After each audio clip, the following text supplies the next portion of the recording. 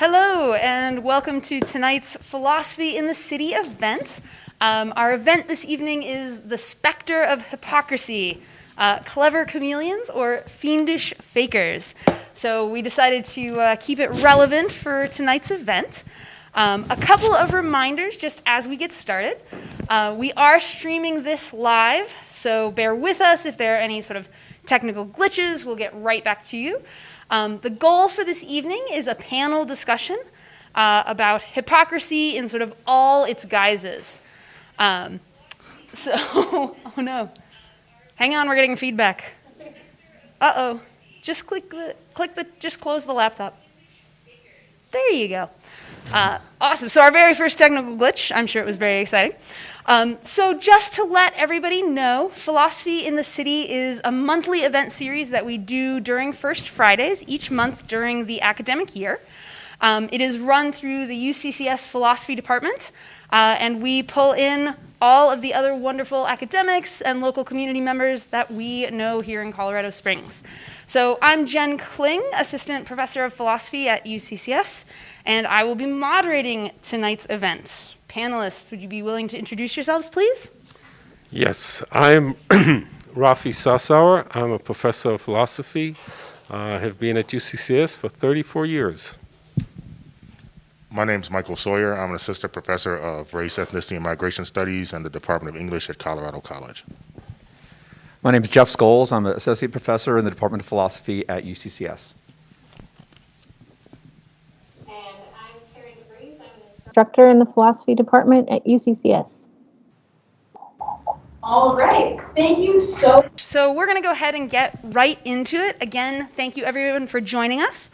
And one other thing I would like to say, if you are watching us virtually via YouTube, you are more than welcome to put questions into the chat, to put comments. We are happy to take questions, give them directly to the panelists so they can do what they can with them. The idea is this is meant to be a conversation, not a lecture.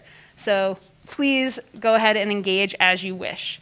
So we're going to go ahead and get started. I'm going to turn it over to Dr. Saussure to go ahead and give us an introduction to the topic of hypocrisy.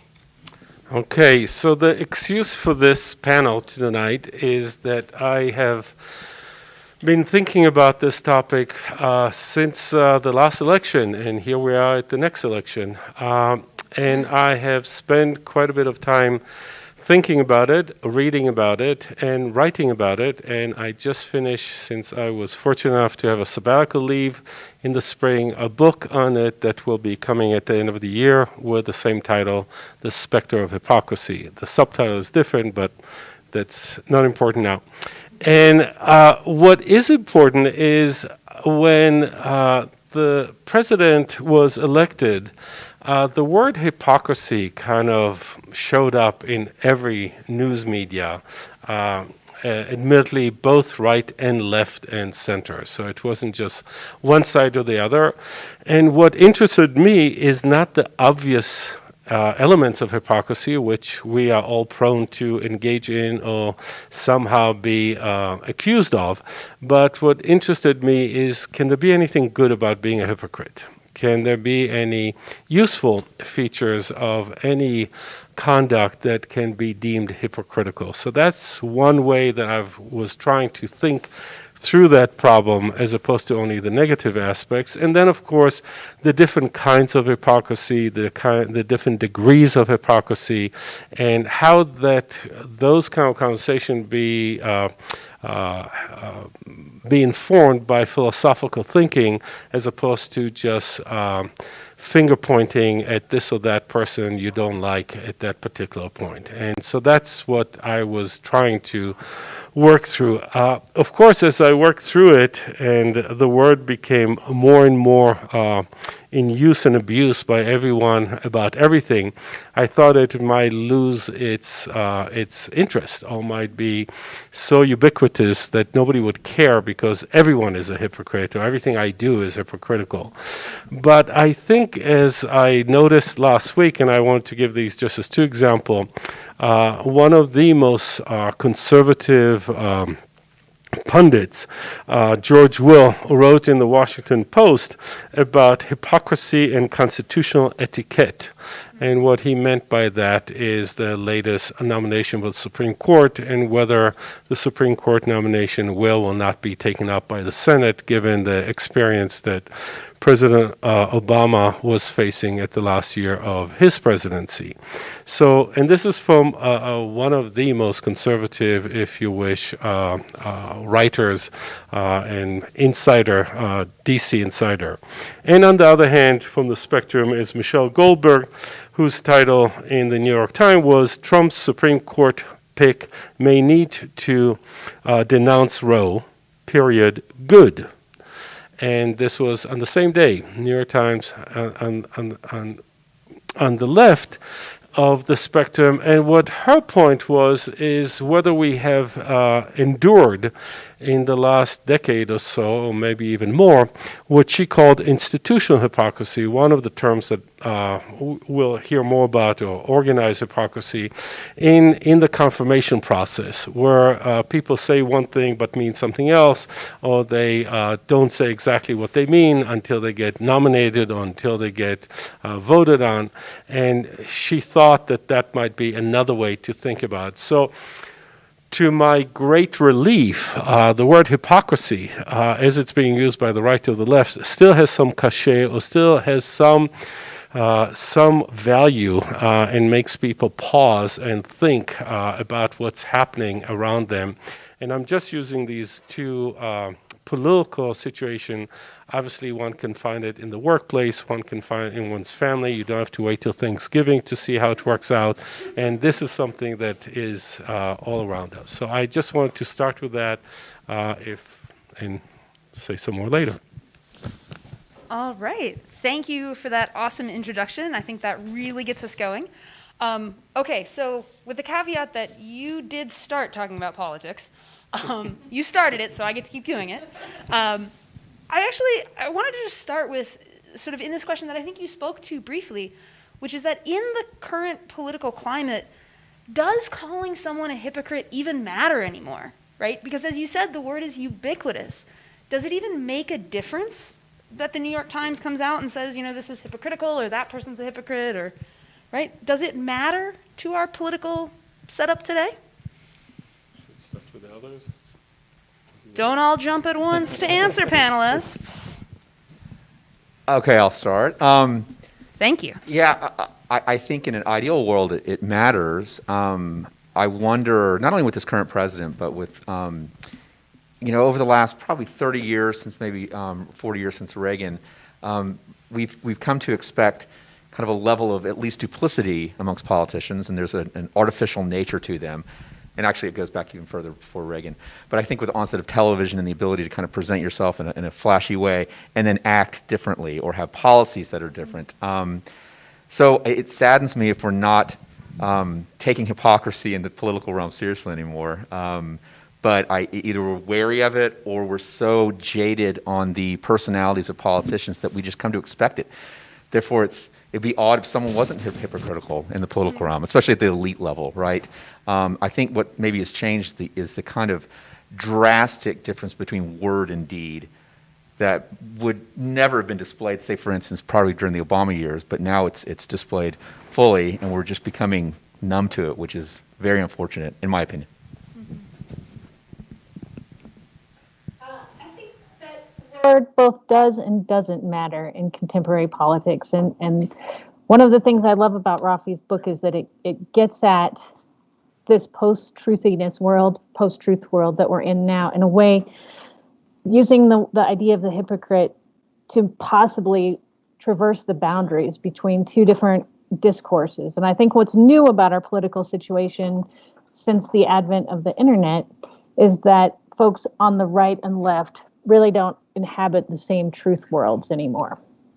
And I think that was not the case when I was growing up in the 70s and 80s, that we all watched the same 3 TV stations, for instance. And so I think that when you're within one of those truth worlds, charges of hypocrisy really matter, but they don't translate across. I don't think very many folks on the right care if folks on the left see their political leader as being hypocritical.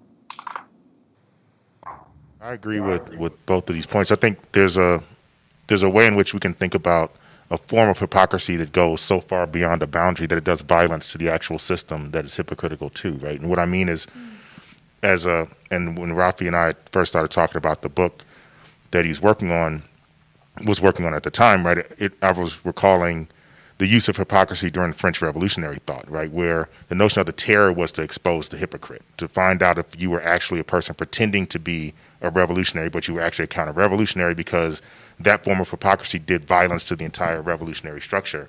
So I wonder if we're in a moment now that shows us the kind of slow erosion of the Madisonian project, right, that depends so much upon custom, where, you know, it seems to me the first moment would have been when FDR was going to keep running for president until he couldn't run anymore, denying kind of the notion. And so that standard had been set, and it seemed to be hypocritical to ignore what Washington had established. The second moment seems to me to be exactly where Rafi started. It's the stealing of the opportunity to nominate a justice. And now we're at the third moment where you are hypocritical even to that. And the question I'm asking or thinking about is whether that type of hypocrisy is so far beyond the boundary of what I think Jeff is saying is the normal back and forth of spin, right? That it actually erodes the boundaries of the system and threatens to kind of collapse it in total. I wonder if that's a particular typology of hypocrisy that maybe need to be called something else or defined or even modified in some way. Yeah, I'm not good enough to invent new words, but yes, I think that is I think from the comments, that was the point I was trying to get at, and thank you, Karen, for the plug about the post-truth, because that really sets up the book in terms of saying, are we now in an environment, political or otherwise, in which the debate over truth matters less and less. And if that's the case, that's where I think philosophers have to kind of charge in and come and rescue this collapse. And by philosophers, I don't mean people who teach in philosophy department, I mean people who are philosophically minded, and whatever they're doing, whether they're in the academy or outside the academy, because I think a lot of people care about the truth. They also care about the criteria by which we can agree or disagree about truth claims. And you don't need, once again, to be a logician to be able to do that. A lot of it is common sense. And most of us, if we get the kind of empirical evidence for something, it can be about the coronavirus, it can be about something else, we can weigh our opinions accordingly, as opposed to just being told something. And that's the kind of stuff that I think Michael is absolutely right. Are we beyond, the bounds of reason or the beyond of discourse? Because politics, of course, it's the art of persuasion. Of course, there's rhetoric there. Of course, you're trying to speak to different constituents in different ways. And of course, you're trying to appease and please and cajole and seduce people to vote for you in whatever manner you can. But there are certain things that I think we need to watch out for, because the cost associated with them, the long-term cost, are going to be so tremendous. Because once we give up on any appeal to truth whatsoever, okay, and I understand that degrees of truth, the partial truth, I totally am in agreement with that. But to give up on that at all, now we're in trouble. So that's why I thought it was important enough to spend the time thinking about, reading about it, writing about it, and thankfully talking to some people like Michael about it. So. Thank you. So I think that actually really helps, right, to talk about sort of these layers of hypocrisy and different kinds of hypocrisy. So, but then I think one question I sort of have, sort of based on this idea, right, this distinction between what we might call spin, right, or the usual kind of the rhetorician's move, right, which is sort of necessary in politics, versus the kind of dangerous hypocrisy that Karen was mentioning, that Michael was mentioning, right, that y'all are mentioning to some degree or another. I think it's worth asking, right, why does the word hypocrisy always conjure a negative reaction, right? Shouldn't we be able to sometimes say, oh, they're being a hypocrite, but it's sort of it's at least understandable, or maybe even positive, right? It's some kind of survival trait or something, right? Mm-hmm. So can you just talk me through why hypocrisy is always seen as negative, or whether there's any positive sort of aspect to it at all? That was a lot. Same order? You are allowed to answer in whatever order you wish. This is a free-for-all. I would not say no to a philosopher's brawl. I'm just saying. It's Friday night. We got to get our fun while we can. Karen is first. I'll take a stab at this one. So I think as we're talking about truth, I don't have the exact reference here, but I know that the etymology of the word truth connects back to the qualities of wood, and it has a lot to do with things that you can trust.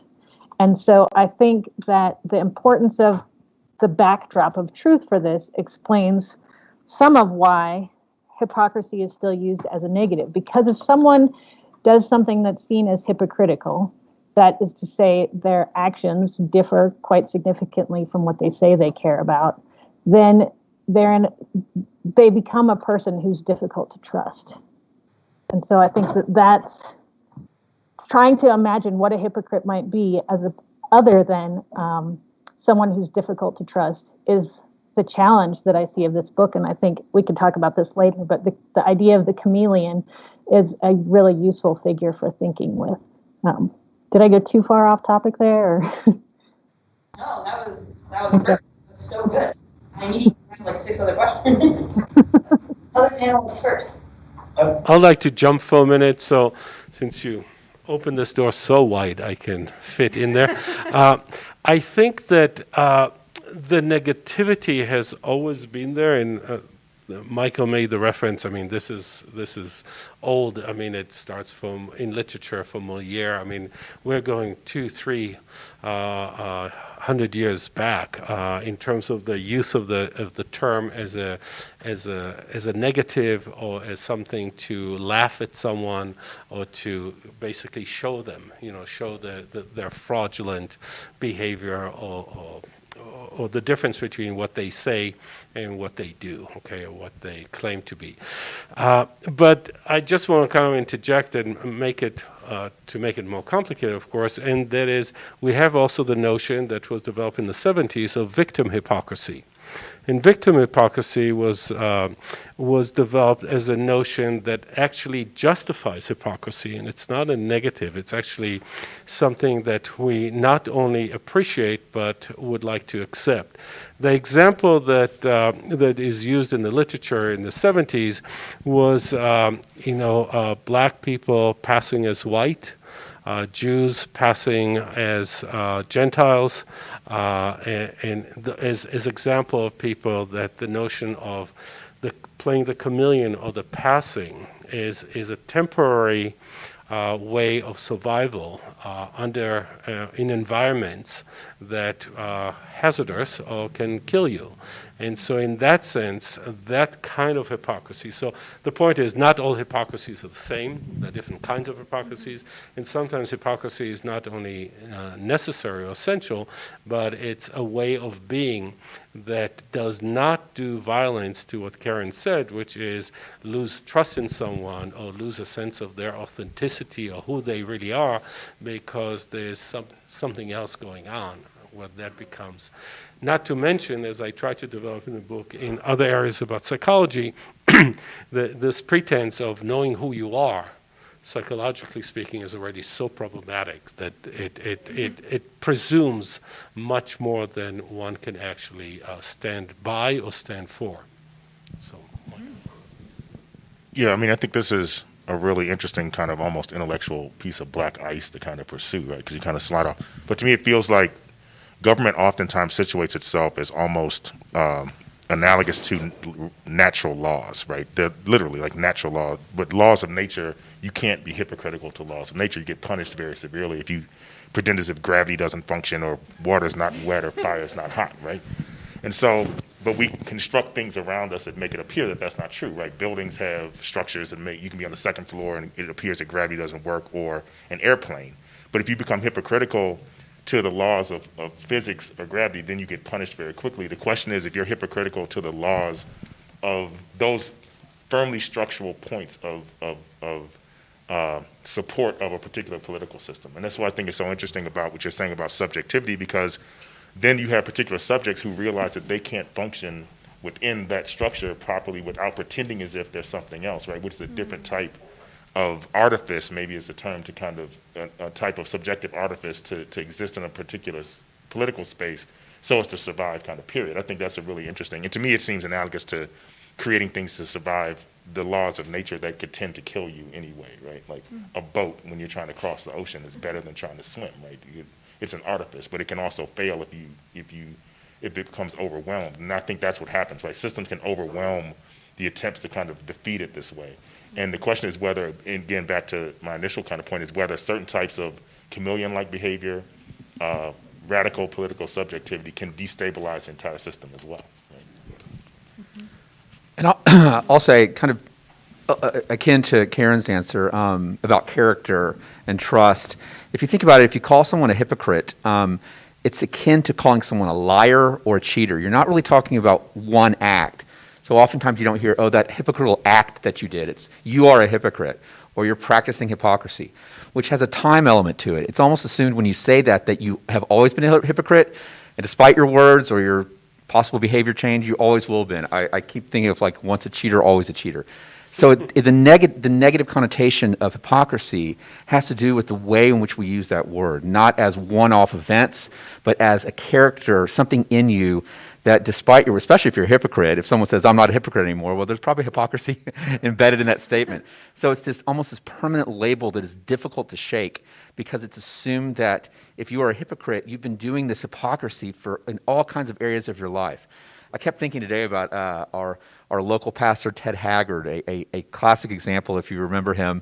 Gosh, it was probably 10 years ago, but lead pastor at New Life Church, the founder of New Life Church, president of the National Association of Evangelicals, so a very big evangelical in the early 2000s, but preached homophobic sermons. He didn't preach against crystal meth, but we could assume he was against it, at least in his word. Yet, of course, we come to find out that he's getting massages in Denver by a gay male masseuse, and he admitted to buying crystal meth. So, in that case, when he went on Oprah with his wife maybe a year later, and tried to kind of claim that he's not a hypocrite, and these were just, individual autonomous actions.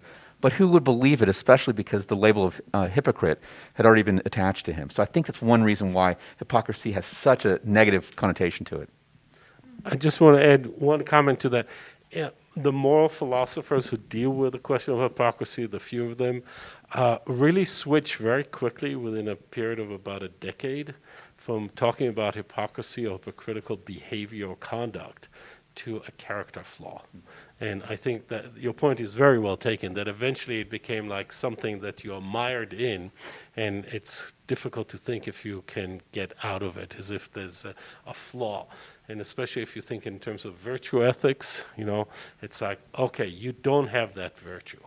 Okay, and not only don't you have it, you're violating any kind of human virtue whatsoever, and now the effect is on society. So a segue to that is also that the negativity associated with hypocrisy, forget about just the individual who's been labeled or an action that has been labeled. I think part of one of the chapters I devote to the question of sociality and how that affects the community, because as Michael said a minute ago, you're part of a politics or a political system or a structure, institution in which your conduct affects everyone else. And the question is this kind of contagious in some sense? Are you now going to license everyone behaving like this? And at that point, the whole thing is falling apart. No, so it's really interesting to think about this notion of prosociality and this notion of it being something like a character trait, right, rather than an act, right? And then this actually leads me to maybe what is like an overly basic question, but like I'm a philosopher, I like to make distinctions. Tell me what the difference is between a hypocrite and a liar, or are they the same, right? And it's just two words. Some of the moral philosophers that I've been working through claim that it's a kind of a lie. It's in the spectrum of lying. Okay, there's a blatant lie, like a clear lie that is just the kind of falsehood that doesn't take much empirical research to figure out that's not the case. It's like me saying that we're not sitting downtown Colorado Springs right now, but we're actually in a spaceship that tries to look like Colorado Springs or something like that. That can be easily detected and is, again, that's the silly lies that are not even interesting, but the kind of stuff that we, again, as we started in our first set of comments, that we live now in an age of those kind of lies being so pervasive that you open the paper and you hear yet something else happening. And I'm sorry, I don't mean to make it political, but I think it's the first presidency in which within the first 2 or 3 years, there are 20,000 cases of blatant lies or falsehoods. Now, at that point, the New York Times report, I can give you the reference, but at that point, the notion of lie does not have the kind of cachet that we try to teach, let's say, our fellow community members or children when we say, you can't lie, or don't lie to me, or you'll be caught in a lie, or something like that. So we have this on one kind of extreme of the spectrum. And then we have what we also call white lies. The kind of things that it's not quite bluffing, but there might be a contextual or instrumental reason to do that. For example, you may not want to tell a patient that they're going to die in a week in the hospital because you want to give them some hope. And there are a lot of studies that actually hope has some effect on the immune system. I don't want to go into that. But so there are ways in which white lies or certain kind of lies are trying to protect someone, trying to not shame someone in public. So if you tell me something and then we're going out to dinner with someone else, other people, and I will kind of cover for you in some ways. So in that sense, it's a way of taking care of you rather than being lying. And then somewhere in between on that spectrum is hypocrisy that sometimes veers more towards this kind of outright lying that can be evidentially clearly ascertained, and the others that might have some good reason, as Michael was talking earlier, and Jeff about, and Karen about the kind of passing or the kind of situational accommodation that we not only ought to make, that we make ourselves just to make sure that everyone is safe or people can survive. I don't know if that answered or not. No, that was really helpful. So we have a question from our virtual audience. Thank you, virtual audience. So this question is, how much does willful ignorance lead people to engage in hypocrisy? And in addition, does gaslighting lead people into hypocrisy? I think particularly in the political setting that we're currently talking about. So gaslighting and willful ignorance, how do they relate to hypocrisy, particularly political hypocrisy?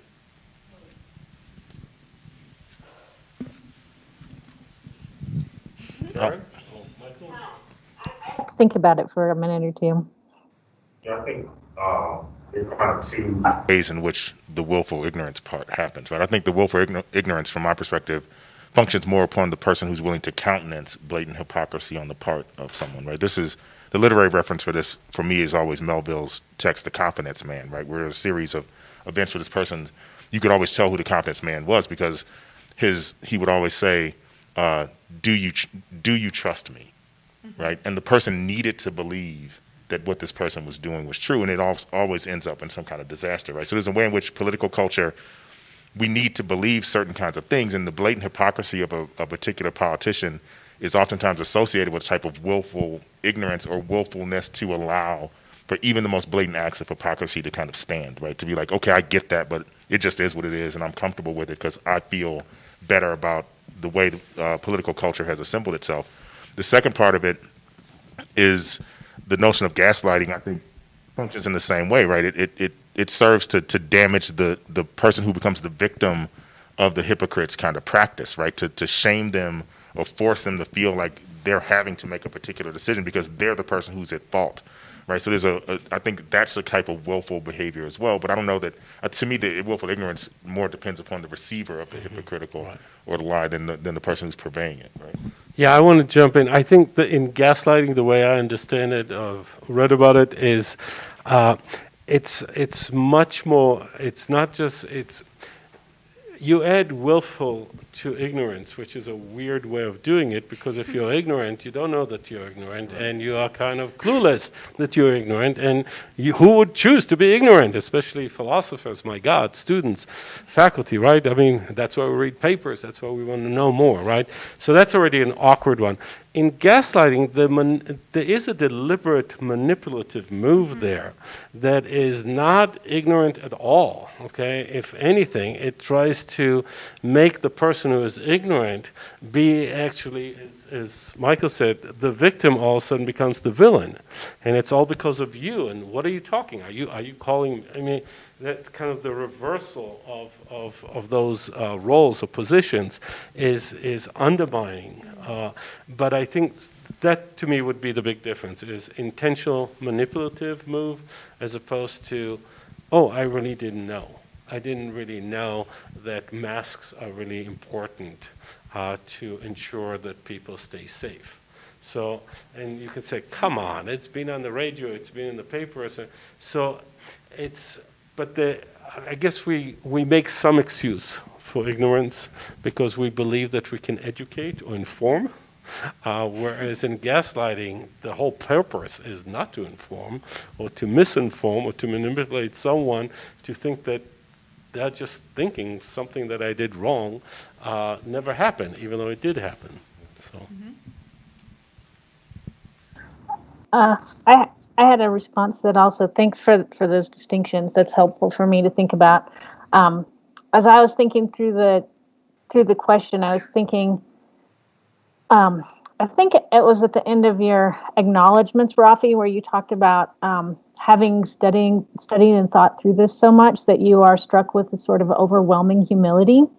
And I think that one of the things that we are lacking a lot of in our culture as we try and navigate these different worldviews is very much humility.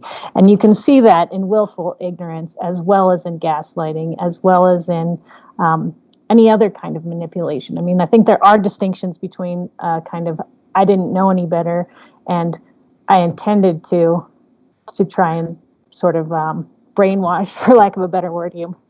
But there's still an insistence that I, the individual, know what's right and what's best, as opposed to some sort of humility that says, look, I know what the truth looks like from my situated perspective, but I don't know what it looks like from yours. How can we reach across that gap? And I just don't see much of that at all happening in our culture these days. That might be too far off the topic, but that's where I went with it. No, thank you. I think that's really helpful to think about, right? Because I think it links up all of these kinds of issues that we're touching on, right? Where we're thinking sort of about hypocrisy, about political culture, right? And then also just sort of about how we should interact in society, right? I think, Michael, that's what you were talking about with this idea of sociality, right? Everything we do impacts everybody else, right? Whether or not we mean it to. Let me jump into one more comment.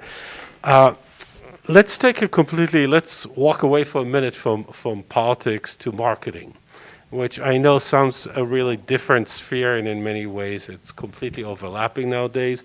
But I just want to make one comment. In marketing, any form of marketing, if you're the consumer, it's not the simple nonsense of buyers beware. That to me is uninteresting. What is much more interesting is that we as consumers are expected to have some awareness that we are being marketed, that something is being marketed to us, that we are supposed to move from the kind of desires to actually purchasing something, and that something ignites in us. And so we sometimes are watchful, sometimes we're willfully unwatchful and just consume and fulfill our fantasies and desires and regret it after having 3 cones of ice cream or whatever it is.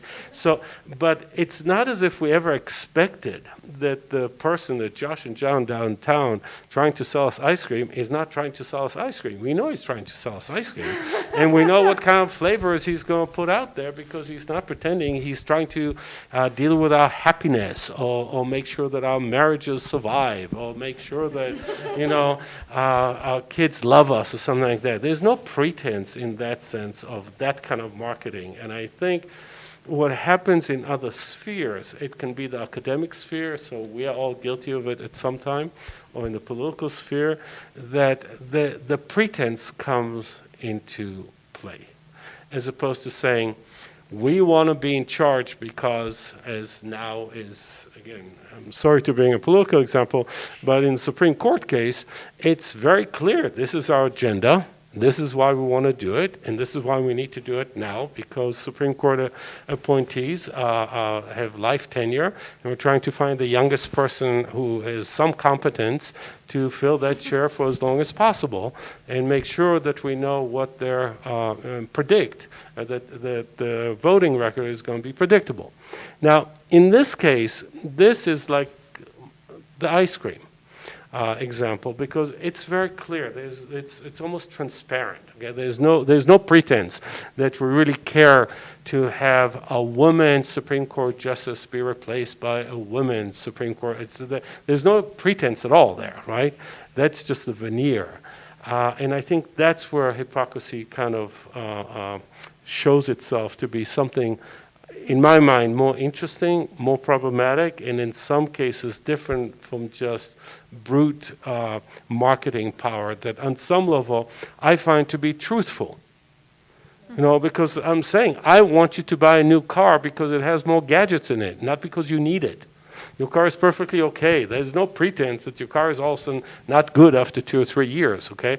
But that's the only way the economy works. If we, make you want a new car, or the cell phones, right? That you have to buy the latest Apple version of it, not because the other one is obsolete or something is wrong.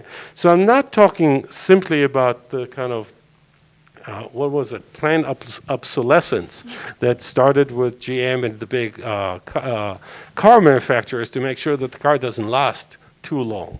I'm talking about convincing ourselves, and I remember this like yesterday, that if I didn't buy cell phones for my daughters, I was a bad father, because their safety was now at stake. And it was sold as if it was about safety, as opposed to about the games they can play, or talking to their friends while they're in class, or all these kind of things for teenagers, right? So this is, I think, that's why I always have an eye on the economy and on marketing and on consumer culture, and how that has become a very domineering kind of framing of the discussion that eventually, in my view, sometimes politics just becomes part of, as opposed to being a part of it, or being kind of a check on it. So it doesn't go that way all the way. Mm-hmm. Speaking as a daughter who has a father who bought her a cell phone, you're definitely a better father if you buy your daughter's cell phones. That's just like speaking as somebody for whom that was true. Just saying. So we have another question from our virtual audience.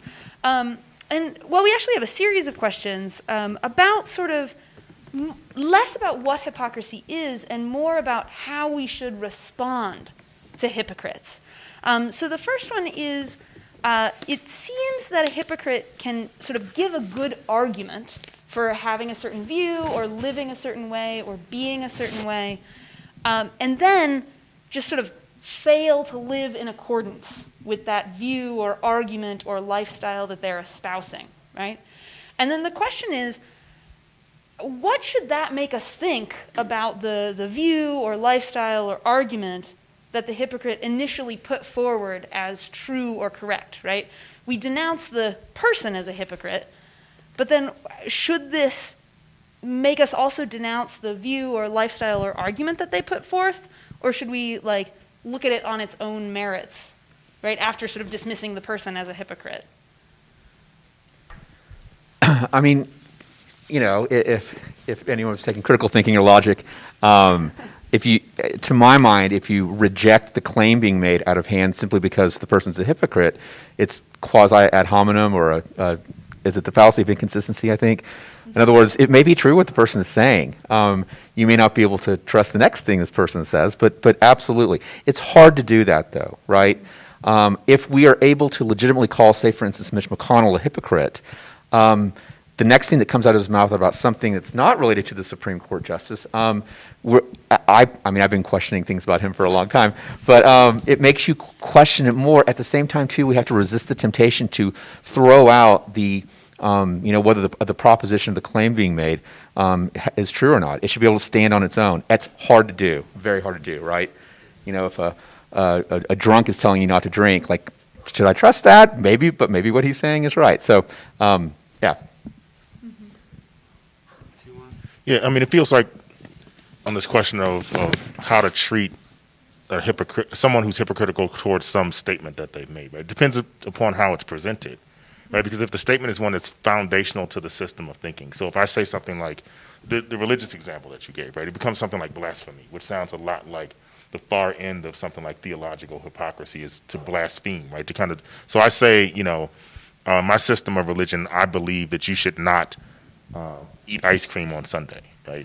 Then you catch, and if you do, you're going to go to hell, and it makes you the worst type of person who follows this religion you can possibly be. Then you catch me at the place eating ice cream on Sunday. It's like you situated that as like literally the threshold condition of being in the religion, and you're hypocritical to it. So now the entire thing, now I'm not going to believe anything about the religious system because you're literally violating what you told me is the central tenet. So it seems to me that you have to establish what those central tenets happen to be. Then to the extent that someone is violating them, that's different than just falling away from them. Like if you fail to make some kind of commitment and you accept it, then it seems also to be a system of accountability, right? How accountable are you to that failure? To say, you know what, I did that, I realized, and I atoned for it. This is the kind of Catholic notion of confession, right? To confess that I did this, and then you get it's forgiven in that kind of a way. But it seems to me that if it's a foundational tenet of some system, you're violating that, then that throws the whole system into crisis. That's why I think where McConnell comes out, because he situated this notion of not appointing a Supreme Court justice during an election year as a foundation of the democratic project, right? The people have to speak. And 8 months out was too soon, but now 4 weeks out is just enough time, right? And that, to me, is so hypocritical that it violates the entire structure of his argument. And I just want to add one comment to that is the hypocrite and what they say, and kind of separating them if you're able. One point is also if what is being said is either foundational or aspirational. So that goes back to Karen's earlier comment about humility. It's one thing if I would like not to be tempted by eating ice cream, and I failed, but then I not simply confess, but you see it as something that it would be a good idea not to eat ice cream anymore, as aspirational. And then we might fall short. Some of us are able to, withstand that temptation and others not. And I know ice cream stands for all kinds of things. You don't need to be a Freudian here. But you can just see that that's a little different. Aspirational as opposed to what Michael and Jeff were talking, if it's fundamental to how they see the world and themselves. Mm-hmm. Thank you. So just to sort of follow up on that, right? I said I sort of had two questions about how we respond to hypocrites. So this is kind of a statute of limitations question, right?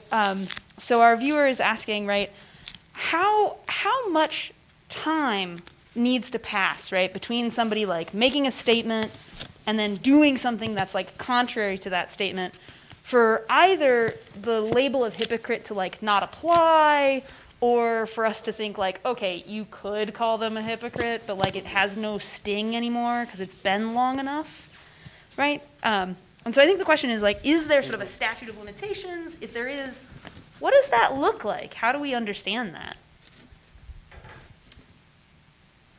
I'll take a starting stab, since I spent 3 years thinking about it, and some of you are here for the first time. I don't think it's a time issue as such. I would reframe it in terms of context, as opposed to time. It's time and space. So I think that one of the things that makes this question an interesting and problematic question or complex question is that under different context, in a different situation, you may be saying different things or behaving in different ways. that you may have said something as a principle or an ideal or an aspirational, but you now confront yourself in a situation that really mandates for yourself, for those around you, for the safety and the continuity of your life, a different mode of behavior. And so what you said earlier is, so that's kind of a quick, more philosophical, more deeper. In politics, the quick and I think easy answer is that what was, who was it, Kerry, who was labeled flip-flopping, right, that you change your mind. Again, philosophically speaking, if there's new evidence, by God, to be consistent is not to be rational. It's to be actually irrational because you're not accounting for new condition, new circumstances. So back to both Michael and Karen and Jeff in different ways talked about subjectivity and the person as opposed to the conduct. Most moral philosophers or most moral philosophical discourse about hypocrisy presupposes consistency, both rational in terms of rational thinking, and also in terms of the world around you, the environment. And more contemporary thinkers, and I include myself in it, think that this is a false starting point. That consistency is it's not that it's silly, but to be consistent under some circumstances is not only irrational, it's dangerous.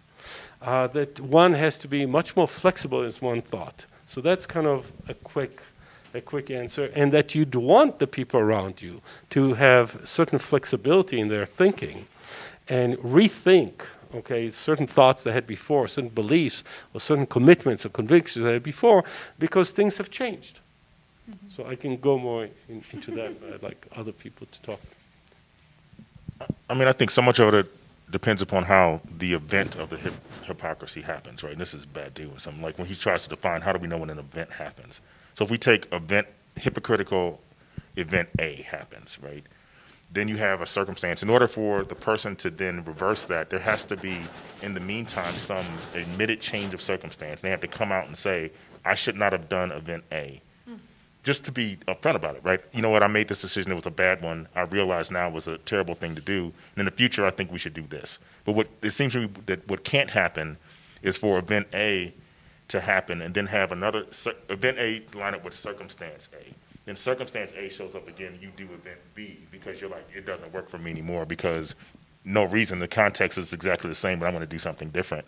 That seems to be hypocritical. But if in the meantime, with nothing at stake. Maybe that's what I mean, right? When there's nothing at stake, you have to be prepared.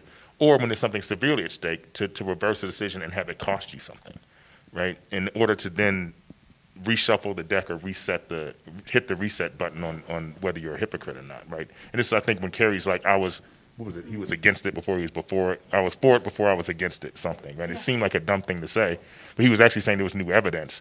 And I would be a fool to kind of do the same thing, to run headlong into some problem when I know the evidence has changed, which doesn't sound like hypocrisy. It sounds like what you're saying, a type of wisdom or like rational thinking. And I would say, too, if we compare, say, for instance, John Kerry with the one Iraq example with, yet again, a punching bag tonight, Mitch McConnell, he could say, I suppose, that he changed his mind from 4 years ago to now. What's different?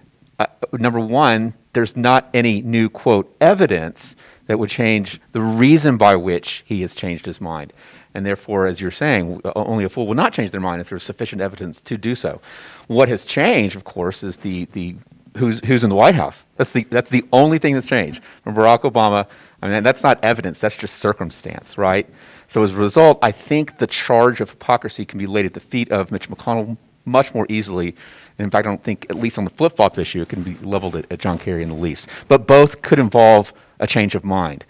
But Kerry can defend that claim way more than Mitch McConnell can. I just changed my mind. No, you didn't.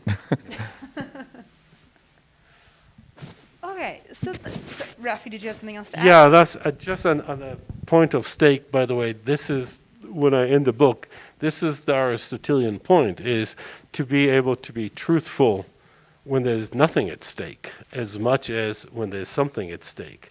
that this is a way in which you are thinking about what it means to be a virtuous person in a community of other people, and what kind of behavior and what kind of environment, social environment, do you want to create.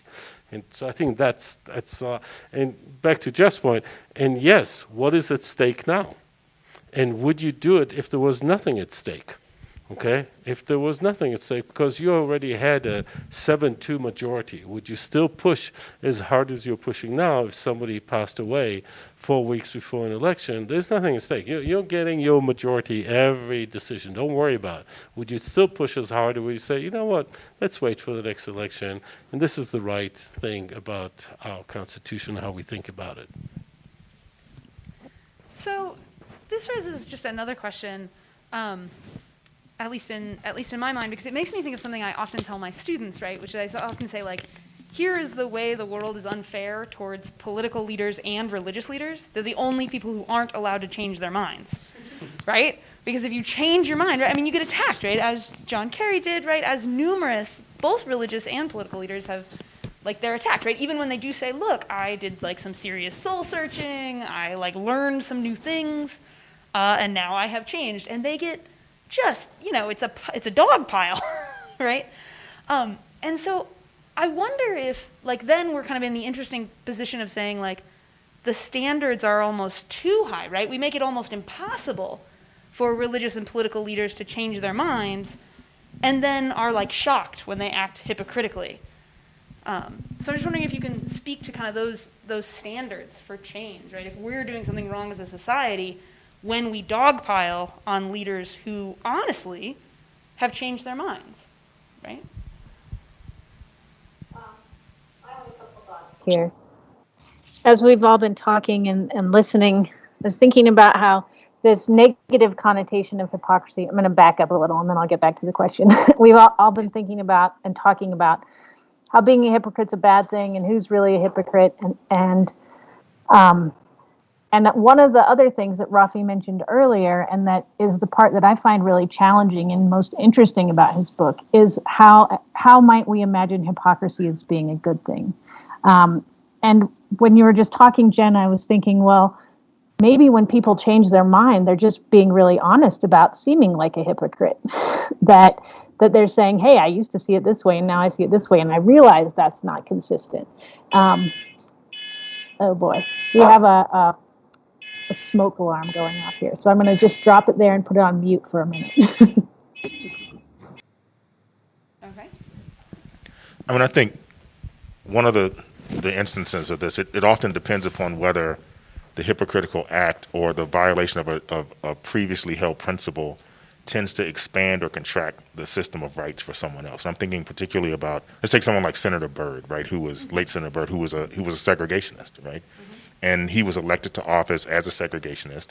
Then he was like, okay, I'm not doing that anymore. So the other segregationists were like, you're a hypocrite, right? Look what you're doing. You're destroying our societal order. But we don't view him as a hypocrite because that hypocritical act tended to positively alter circumstances. The same thing would attend for President Obama with respect to same-sex marriage, right? Where he had established, he was like, I'm uncomfortable with that, until he was pushed in a particular direction. He came out and said, look, I've thought about this more. Some people would say that he was hypocritical, or he was actually availing himself of a political circumstance to gain some type of political advantage.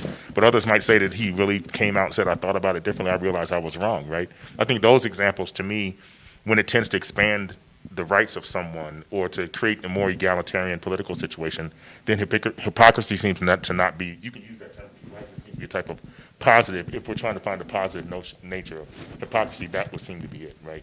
Take some kind of violate some kind of view that tended to harm someone else's subjectivity. I have no problem with you being hypocritical with respect to that, right? That seems like a good place to violate your principles, right? And I would say, too, I'm thinking, too, about the question, and a term that Rafi uses in his book, the degrees of hypocrisy, to where it's not a one-size-fits-all type of hypocritical behavior. And especially as religious leaders, I put more thought historically into thinking about religion and religious leaders.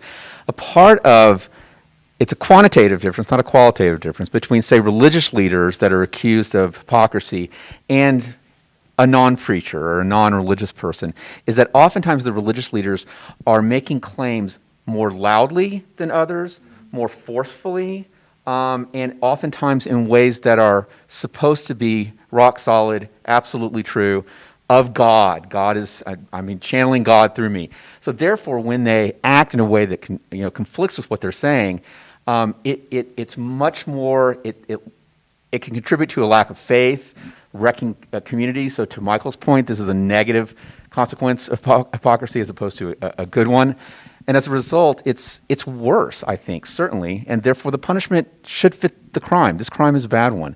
I think, too, just religiously speaking, of the Sermon on the Mount in the Gospel of Matthew, the long 3-chapter sermon that Jesus gives on the top of this mountain, it's really a treatise on hypocrisy, almost the whole thing. There's a couple parts that are not, but he talks, and then later on in Matthew 22 or 23, I think he says, woe to the teachers of the law and the Pharisees, you walk around as whitewashed tombs, in other words, looking pure and clean. However, inside, it's just dead bones. So for Jesus, for instance, it's these pious people that are talking big, looking the right way. Instead, look at their actions, which in a way, the argument he's really making is that, while you're fooling people that just use their 5 senses, you're not fooling the God who sees all. God knows about the dead bones inside. So it's been a constant theme, especially in Christianity, but in other religions as well, that perhaps the worst kind is the pious person on the outside that does different kinds of actions privately or even publicly and gets caught.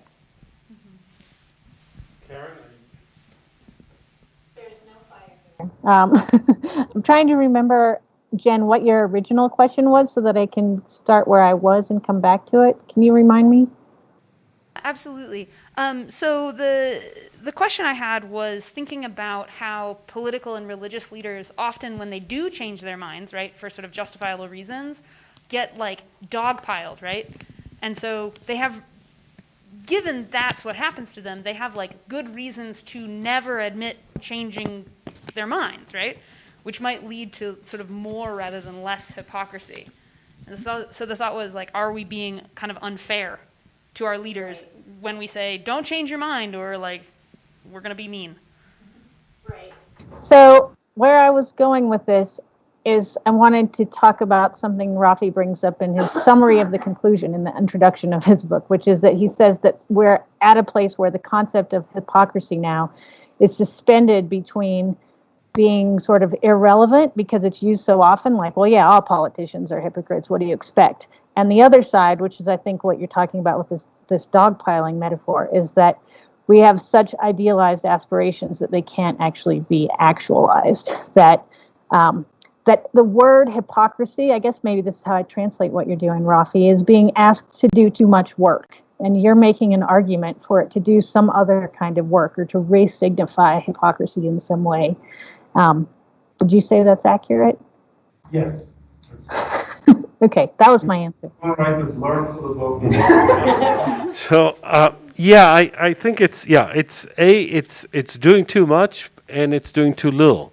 It's doing too much because everything, we expected to distinguish between truth and non-truth and try to put some order in this post-truth world in which it seems that anything goes, okay, and that evidence does not matter much, and that any kind of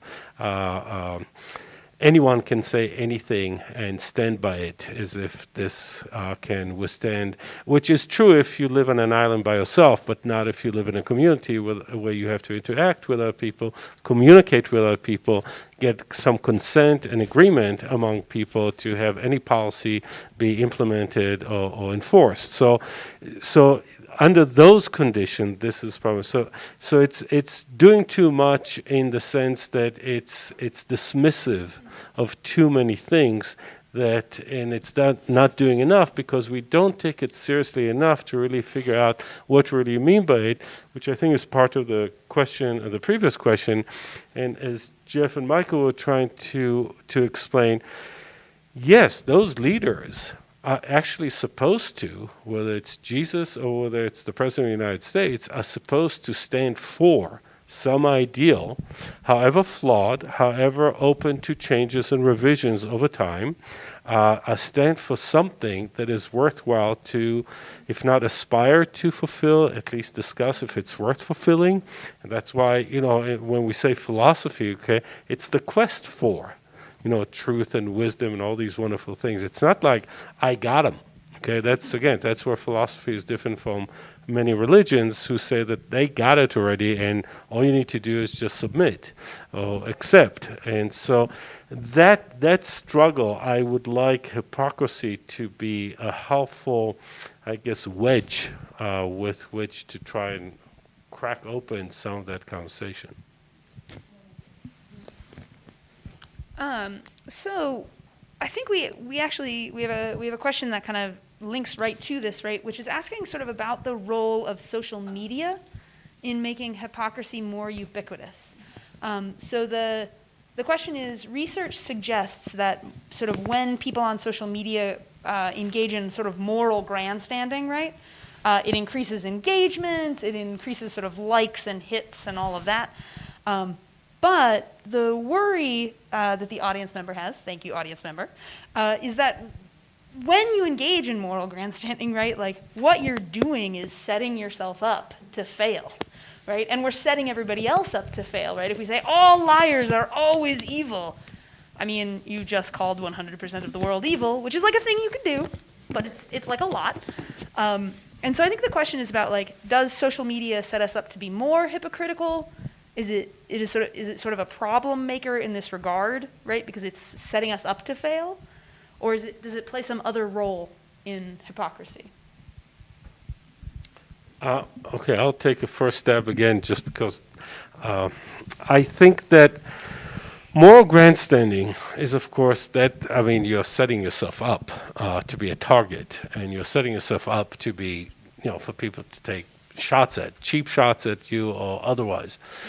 But I would like, again, the sadness of social media that I don't know much about because my daughters forbade me to participate in it many years ago and for many good reasons, so I have never partaken, is the following, and that is, again, I'm looking for the positive, not just the obvious negative, can it be a helpful signal that something is worthwhile to be morally, if you wish, superior about or fulfill about?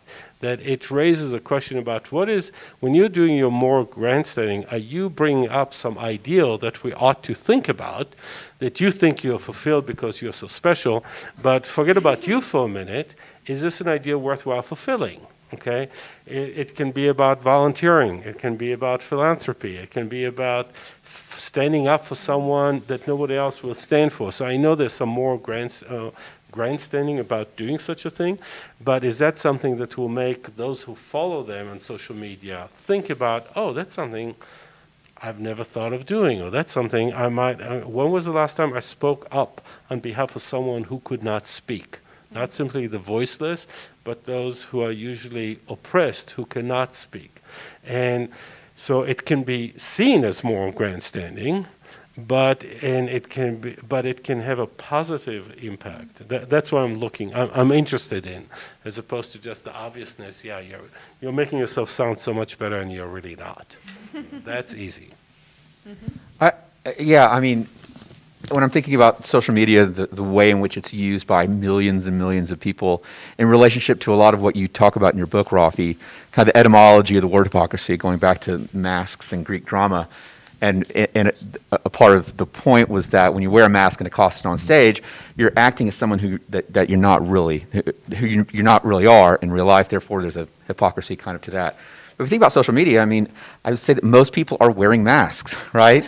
And the reality of their lives, we don't know. Many people's lives are mediated through social media exclusively. Therefore, all you see is the great beach picture. You don't see the other 40 that they took on their cell phone, right? That either didn't come out well or that someone's screaming at someone. So in other words, it's a form of a mask that almost encourages a form of hypocrisy by the way in which it's laid out and by the way in which it's so ubiquitous and the way in which people rely upon it to put forth a certain image of themselves that they want people to appreciate, not the messy reality that lurks behind these pictures, or statements, quick statements that they wouldn't be able to maybe come up with in a conversation, but they can sit and think about it and just tweet it out or put it in a Facebook post, and it stays there forever as well, and you get likes, right? But is that, it really, is that really a way in which your intelligence is being expressed, or is it just something that you sat and thought about for 3 days, or plagiarized and lifted off someone else's page? I want to jump in and give a little bit pushback.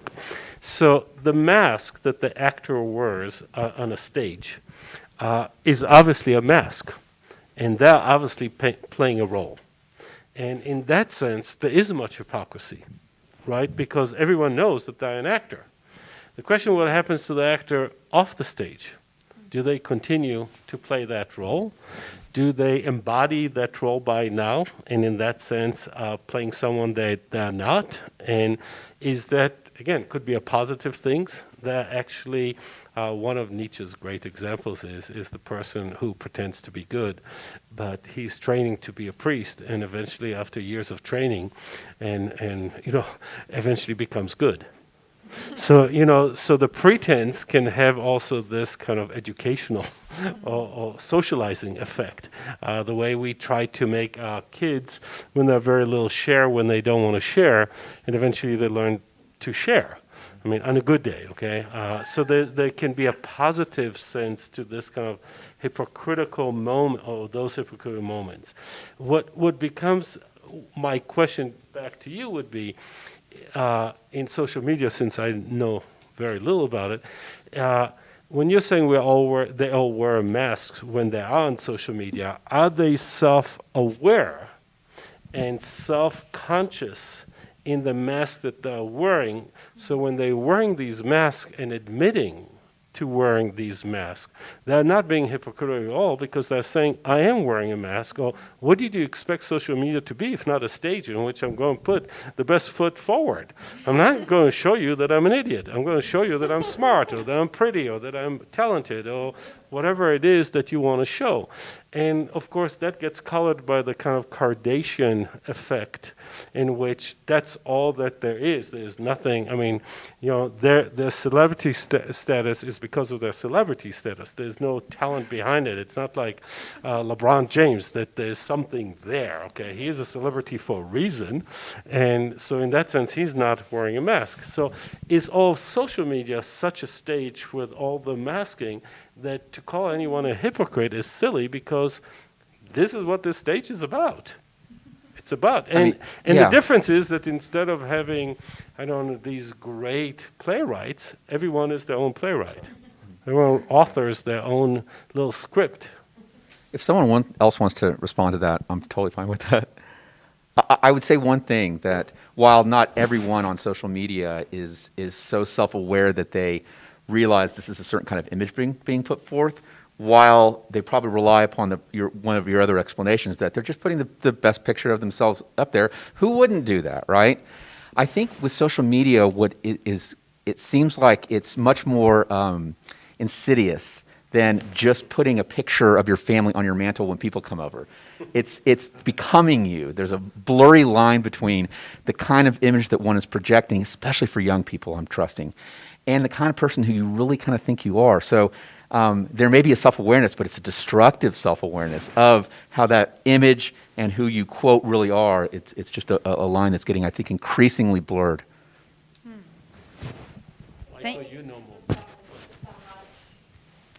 I guess the thing I'm thinking about is in gender scholarship, there's this theme of performativity, that in fact what we are all doing all the time is performing our gender, and that is something that you can see people doing on sort of steroids on social media.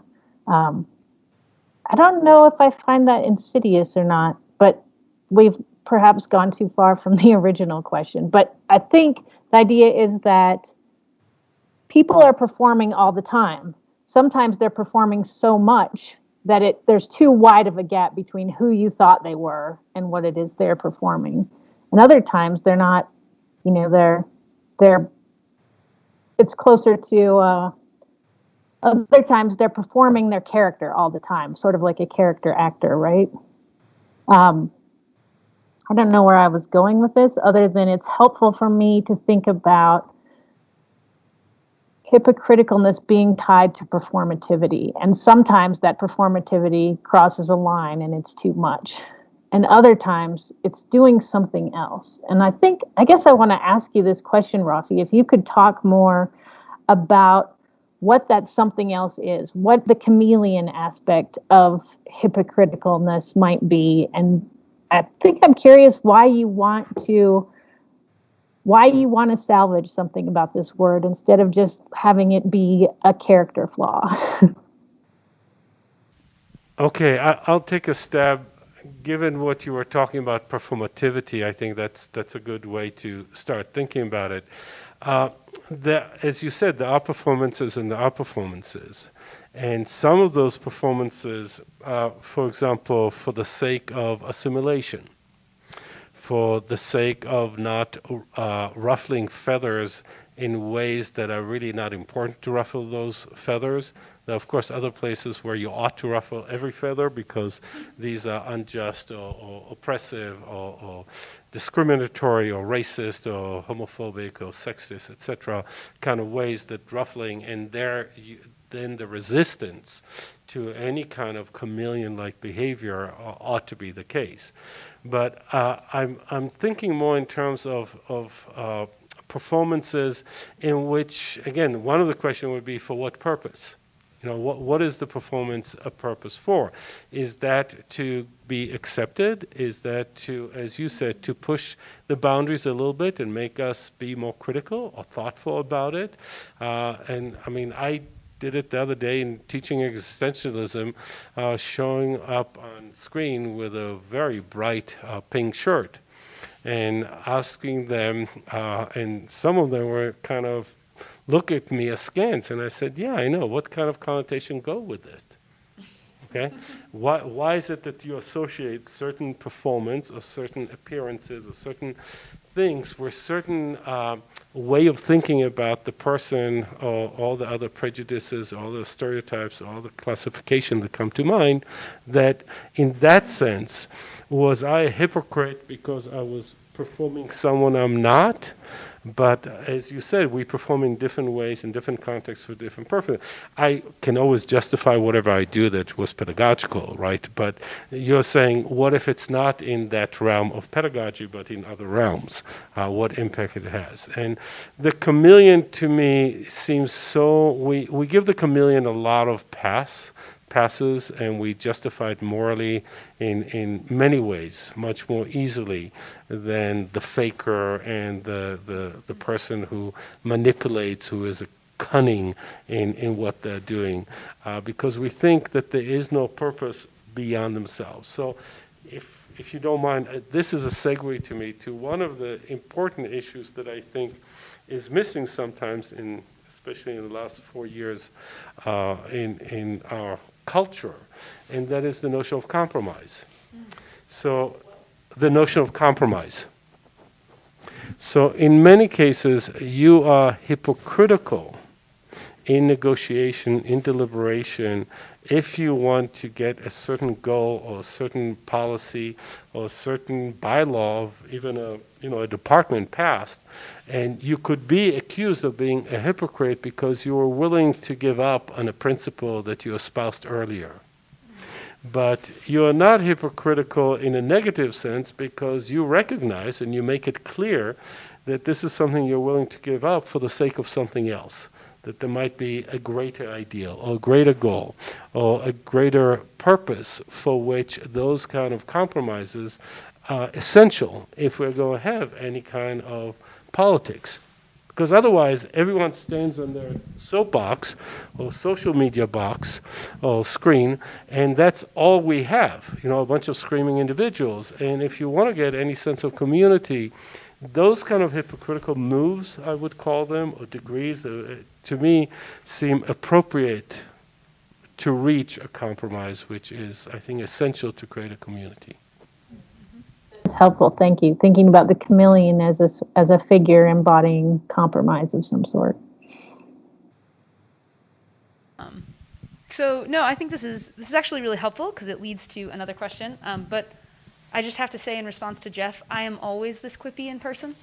I will have you know that like my quips on social media literally come out of my mouth. No, that's not true. There are exceptions. I wish it were true.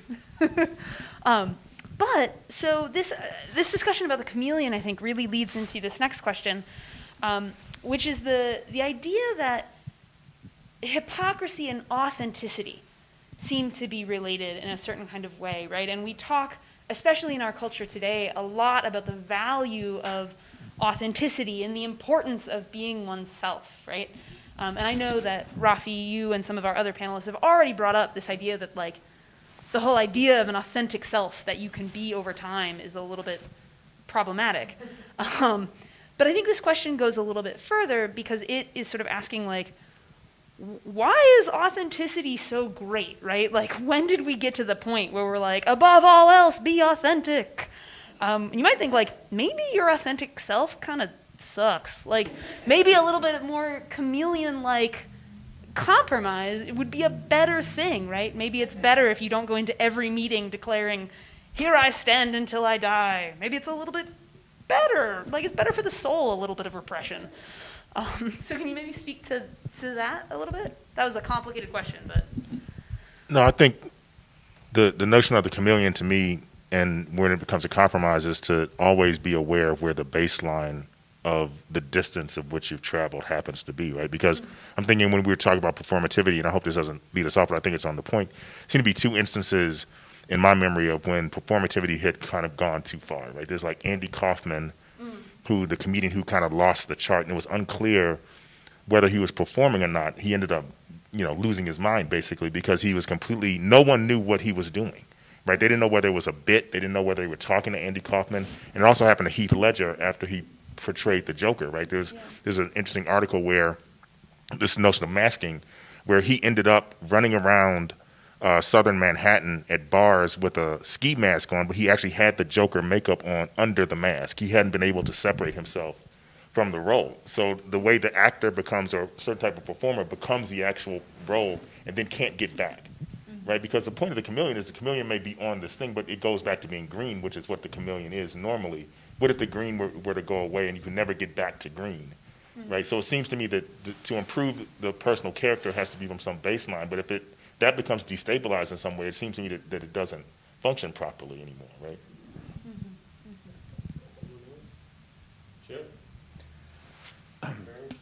I'll say this in regards to the question about the relationship between authenticity and hypocrisy. I mean, I think, we've been talking about kind of truth, and there's something untrue about what a hypocrite does. But authenticity, I mean, truth is involved to some extent, but I do think it's become an overused word, and it's usually connected to a self as if there is an essential self, which you suggested, and Rafi does in his book too. It's problematic psychologically, philosophically, in all kinds of ways. Because usually what someone's saying is you need to be authentic to yourself. I'm not so sure that that's the opposite of hypocrisy. Again, as you're suggesting, Jen, what if, your quote-unquote authentic self is that of a hypocrite, right? Yeah. So it's not that to get over, we were talking, earlier in an earlier question about how long would it be before you could, forgive someone for being a hypocrite or call them not a hypocrite anymore? Does that then mean that once you are supposedly not a hypocrite anymore, that now you're your authentic self? Or any act of hypocrisy is somehow going against your authentic self? No. I mean, I would say no to that. And I want to continue in that vein is I think we put too much faith or we have too much concern with the notion of authenticity, and we should, in my view, just stop. Stop. Don't go there, because whether you go through the Freudian and eventually the Lacanian psychoanalytic kind of way of thinking about the self, okay, and how do you even know the self, and how does the self become known to others, and what it takes in, let's say, a therapeutic or psychoanalytic treatment or exchange to actually figure out what's going on there with one's unconscious. And so is the conscious self the only self we see, and the unconscious is what gets revealed? To get to those level of problematics, a sense of authenticity is not at stake or at issue anymore, because that would be actually a hypocritical way of thinking about it, the pretense that one can really know oneself, or that one has a stable self that doesn't change over time, that does not grow or shrink depending on certain circumstances in one's life. So that's one way of debunking it. There's another kind of more contemporary psychologists talk about the neuroscientific modular mind. And what they talk about there is that evolutionary-wise, we have evolved over time to have different modules in our mind that react and respond to different things that will allow us to survive more successfully over time. And that those modulars are like computer programs that work separately from each other, and therefore in some times appear to be inconsistent with each other. That actually, if they all were so consistent, it would undermine their ability to be as efficient as they are for our survival as human beings. So that view, for example, again, debunks the whole sense of what is the authentic self, because it depends which modular of your brain or mind, and they use that word interchangeably, unlike philosophers, but they use it in a way that says that you can't get a handle on it at all. That in fact, and that you shouldn't get a handle on it. And so, and the third part of the answer is, and speaking more to the way you answered the question that you phrased in the question, and that is that who wants to have an authentic self at some times, okay? Who wants to claim it for themselves? Because by now you're binding yourself to a thing that you may be ashamed of later on, that you don't recognize yourself in yourself later on, because you were at some point doing one thing or in a different environment that you are today, okay? The environment in which some of us grow up is not the environment that we end up, let's say, as academic or as professionals or as people who work in day-to-day and on a construction site, okay? These are not necessarily the same environment. So to claim that when I do construction work, I'm not myself, authentic self. Remember when Wittgenstein was both a teacher, which might be closer to being a philosopher, but he also liked to do construction and do woodwork. And so would you say that therefore that was not an authentic person anymore? I think some of it reverts back, and that's why I give very little in the book about religion, because that would take me into a rabbit hole I can never climb out of, and this is not my area. And that is, there are certain religious presuppositions that have influenced our culture, thinking about the authentic self, that only God or the divine or superpower can see the true self, and that's what we should aspire to. And I think that's too much. I think it's debilitating. I think it was meant perhaps in some good ways by those religious institutions. I think by now it's a way to punish people. I think it's a way to bring fear to people's life, that I've always come short. And carrying back to your very beginning point, I don't think that increases humility. If anything, it debilitates, it paralyzes. If it were to do this hard work of making us be more humble and more modest about our claims about ourselves, that'd be fantastic, but it doesn't do that. So I say get away from authenticity language completely, and admit to your degrees of hypocrisy, your degrees of being truthful, that to the best of your ability. Again, Jeff mentioned earlier about war, about the Iraq War. Okay, there were the weapon of mass destruction that that was supposedly why we got into the war, even though there were a lot of other reasons that we understood geopolitically already at the time why we got into war that had nothing to do with them. Or whether it had to do with a macho exchange between Papa Bush and Saddam Hussein, in the first war in 91. I'm not going to go into all that history, but what is interesting is, would it be appropriate at some point to say, we shouldn't have done it? Or when they discovered that was not the case, to say, whoa, we made a mistake, we're pulling out. That to me would be, again, so this is the kind of points that, again, what is the authentic geopolitical position of America? That has been challenged or questioned. And I think hypocrisy on a good day can do a lot of useful work of questioning and challenging some of those norms, some of those principles, some of the ideals to which other people are supposed to be accountable or aspire to, where they actually shouldn't. So I'm not going to ask you, anyone in this room, to be authentic, because I think it would be unfair, inappropriate, I would even say immoral, to have those kind of pressures and demand on one's psyche, because then you're going to go crazy trying to figure out who you are. It's already hard enough to do it when we have a lot of other things to do, but to really and with that kind of terror in mind, I think it would be very difficult. So I think sort of given that response, right, I really want to sort of take what you just said, Rafi, and then go back to Michael's earlier point, right, of like, in being more chameleon-like, you can go so far but no further, right? This notion of a baseline, right? But then sort of given this idea, right, that being chameleon-like is an actively good thing sometimes, right? This willingness to sort of say, look, it depends on the context and it depends on the situation, and I've got to be willing to sort of move around kind of in sort of political space, in social space, right? But then when you take that with this notion, right, that there isn't an authentic self, that there isn't a consistent baseline, then where do we end up, right? Where we say, like, you can be so much of a chameleon but no more, right? How do we set those lines, right? Or do we end up just saying, well, anything goes, be as chameleon-y as possible, because there is no true green to return to continue with that metaphor? I say go very far. Okay. Because I also don't believe in self-policing and self-censoring. I mean, actually, I'm doing it right now because I'm being polite and answering your questions to the most thing. But I think there's a point in which I would like that to be the new problem.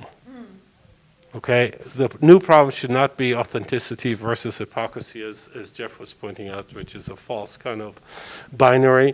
But that the new problem should be, what degree of chameleonism is appropriate under certain circumstances?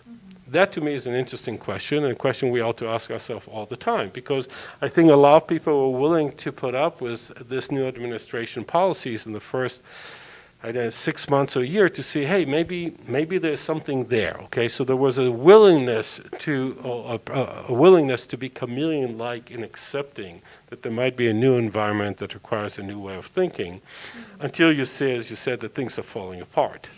So I think that openness, I want to see. Let's assume there's a new administration now. Will everyone be willing to put up with this new administration in a way that they were resisting prior to that? I remind my students that, the idea of having a Supreme Court sanctioned same-sex marriage is something that would not cross anyone's mind 30 years ago. And it happened so quickly. I mean, again, in historical, political time in the United States. So that kind of changes. So were some people pretending that they agreed with it or accepted it? Well, if you look by now, more and more are. So in that sense, that way, that kind of chameleonism can be a starting point for a new conversation, a new reality, as opposed to being the hindrance of, are you the authentic self?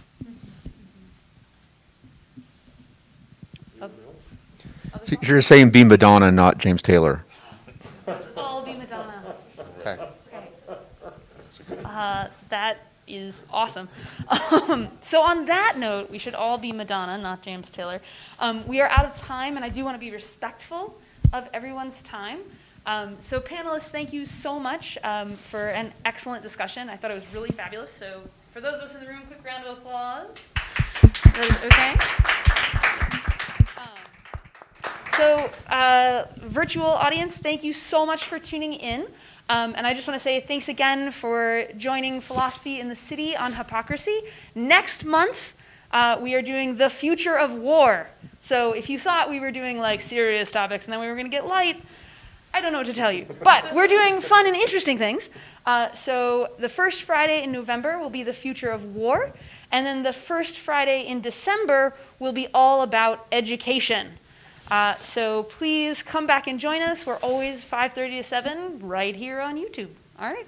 See ya.